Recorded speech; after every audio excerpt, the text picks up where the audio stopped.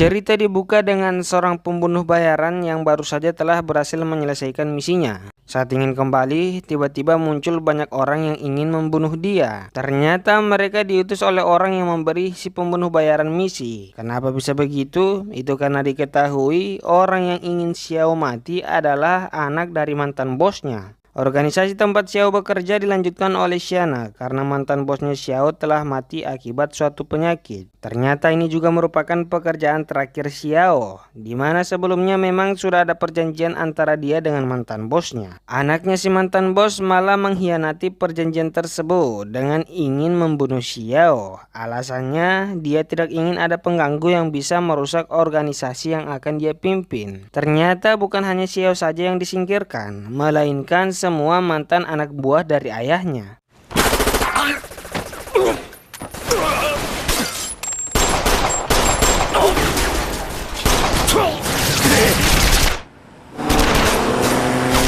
Kejar-kejaran tembakan-tembakan terjadi, di mana saat-saat itu Xiao mengingat waktu di mana mantan bosnya merekrut dia.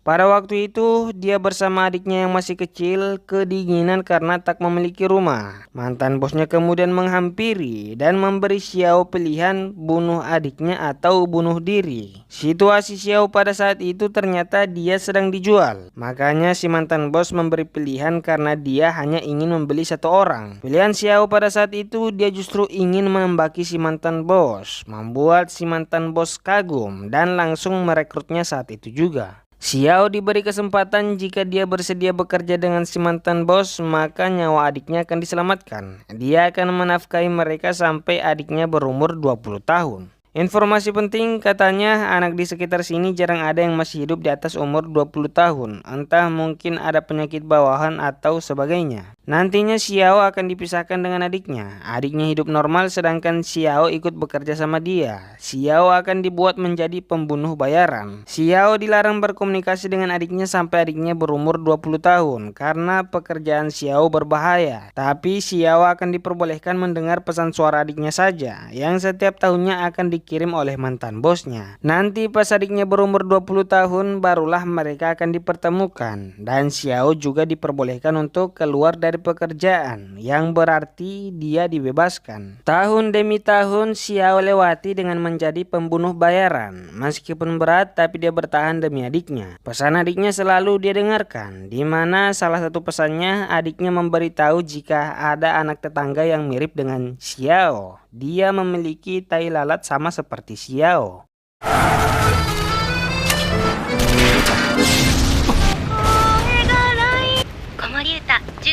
Karena banyaknya musuh, tentu Xiao kewalahan. Di saat-saat terakhir, dia akhirnya berhasil membunuh semua musuh yang mengejarnya. Seperti yang ditahu, ini pekerjaan terakhir Xiao. Itu berarti dia juga akan bertemu dengan adiknya. Dengan alasan itu, dia tidak bisa membiarkan dirinya mati di tempat ini. Sebelum mantan bosnya meninggal, dia sempat memberitahu Xiao jika Xiao dalam situasi sangat darurat, maka dia harus pergi ke suatu hotel yang mana hanya menampung pembunuh bayaran. Hotel tersebut akan menjamin keselamatan tamunya dan bahkan mereka juga bisa memberikan bantuan. Sampailah Xiao di Hotel Inhumans, di mana hotel yang hanya menerima pembunuh bayaran. Dia langsung disambut oleh pekerja hotel yang mana mereka bernama Ikuro Hoshi dan Sarahizaki. Setelah menyelesaikan kontrak, Xiao kemudian meminta bantuan mereka untuk mencari keberadaan adiknya.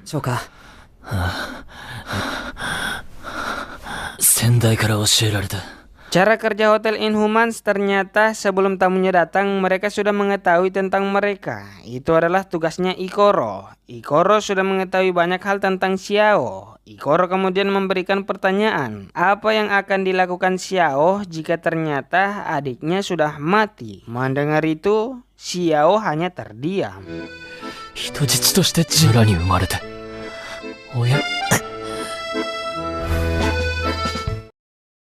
Sara-san, hajimemashou ka. Xiao kemudian dibawa ke suatu tempat yang mana tugas Xiao sekarang hanya menunggu dan dia tidak diberitahukan apa tujuannya. Di saat menunggu itu, Ikoro meminta Xiao mendengarkan lagu yang selalu dinyanyikan adiknya. Ikoro kemudian membahas tentang adiknya Xiao. di mana dia memberitahu untuk sekarang belum ada petunjuk soal keberadaan adiknya, karena petunjuk yang hanya mereka punya baru gambar dan suaranya saja. Maka dari itu, cara terbaik buat menemukan adiknya adalah bertanya langsung kepada anak dari si mantan bos.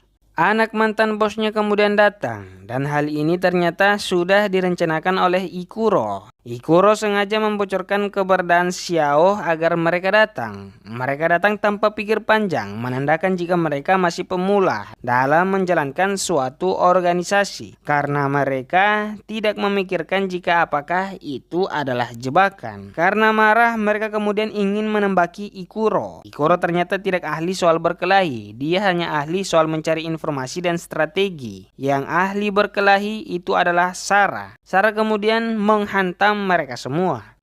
Sarah-san. 私、灰崎サラがおもてなしいたし少し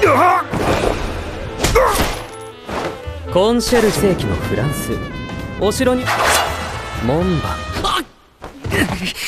Menyisakan anak dari si mantan bos, dia kemudian ditanya di mana keberadaan adiknya. Anak si mantan bos berkata adiknya sudah datang, tapi dia dijaga oleh anak buahnya. Jika John berani melukainya, maka adiknya akan mati. Anak si mantan bos juga memberitahu jika adiknya telah mengirim pesan suara ke-20, tapi sekarang berada di tangannya. Karena hal itu mereka tahu jika dia berbohong dikarenakan tidak ada lagi pesan suara ke-20, karena Xiao dan adiknya akan bertemu secara langsung. Di saat-saat terakhir terungkap bahwa ternyata memang adiknya telah mati.